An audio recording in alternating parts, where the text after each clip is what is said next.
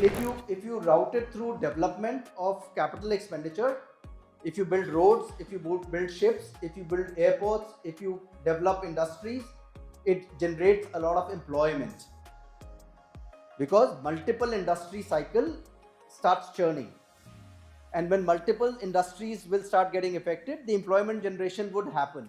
We are today all gathered here to present budget expectations for 2025. So let's start. So let's have a glance at the last year union budget. So last year our union budget total expenditure was 44,42,000 crore approx, and our total revenue was around 27 lakh crores.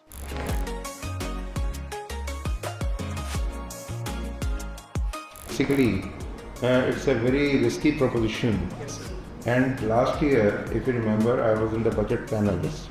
There was an alliance compulsion last year because Mr. Naidu and Nitish Kumar, they were supporting the government, and government could not do much on that aspect. We have invited a lot of universities also, probably 10 colleges or universities are coming for this.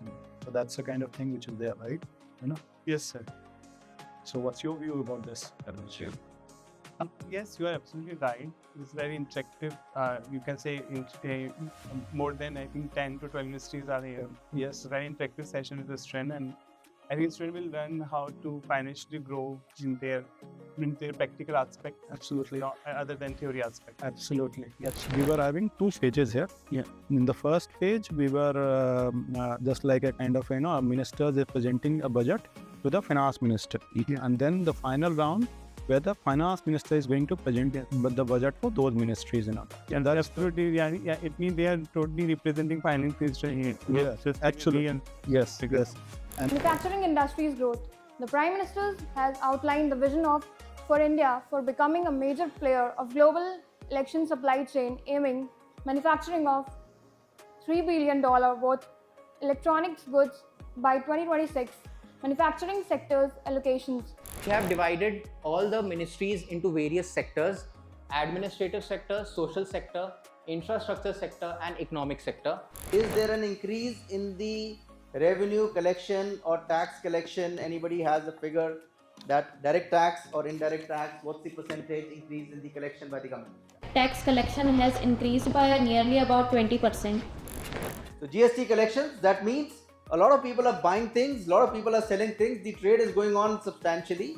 Maybe it also leads that the tax compliance, people were doing a lot of cash transactions earlier, which is now shifted to all this Google Pay.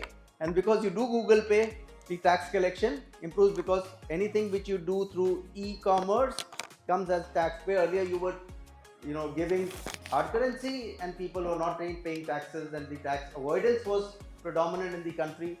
So we say the economy is shifting from unorganized to the organized, and hence the tax collection of the government has started increasing, and that's what they say have a multiplier effect. Expecting a more on infrastructure growth projects in the railway sector and in the road ministry sector. Right now you're only putting the budget for capex, capital expenditure. So we should look in for a budget as a citizen which will create growth and which will create jobs.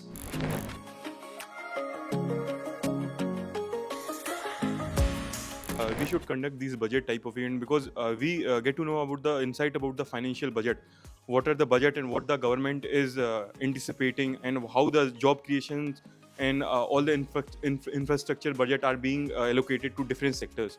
So to know and to find the learnings for the majorly for the finance student, it is very good event, and all the team participated. They have created well budget, and yeah, there were some mistakes, but there was a learning from chairman sir, from CFO sir, and yeah, the faculty staff is totally well fine, supporting us in making the budget.